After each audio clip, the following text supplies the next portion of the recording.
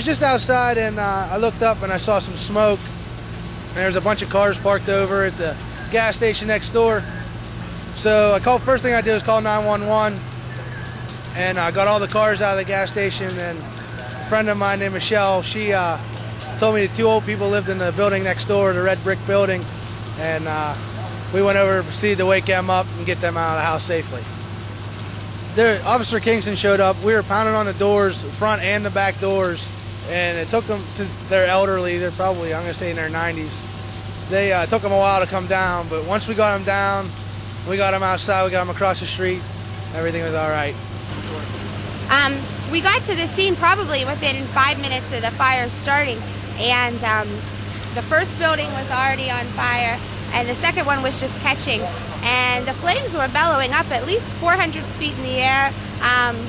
There was a lot of ashes and everything flying everywhere. It was, I couldn't believe how quick everything went up. It was just like a tinderbox.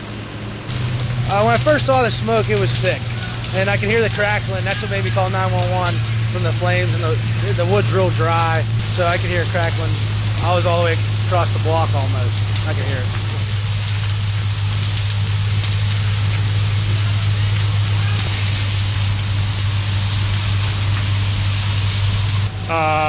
Sarah and Joe McCandless live immediately next to the building that burnt. They also were the owners of the burnt building. Joe, I believe, was an architect. Sarah was a school teacher. Well, these buildings have had lumber yard. They housed an architect's office. It's my understanding there's a number, or was a number of antique cars, old lumber in there, some dating back to the hotel that was once stood where Lincoln High School does. The structure will no doubt have to be completely leveled for safety's sake, as I see it now.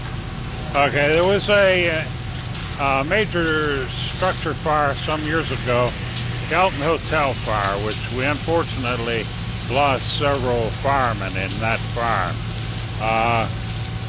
We really haven't had a major structure fire in Ellwood City from then till now. We received a call at approximately 2 a.m. Upon my arrival, the main wooden building was completely on fire. From the back end of the building, we attempted to extinguish that part of the building. It was a wood construction building, probably early 1920s. The fire extended into the south exposure, which is another old building. Also extended into the family house on the north side of the building. And there were 2 residents of the house. The house is on the north side of the fire. They were, I believe the police got them out, and they seemed to be okay at this time, according to my information. We had an incident here in the past week, and it had been under investigation, and the state police fire marshal has been involved. I'll defer anything until I consult with them later today.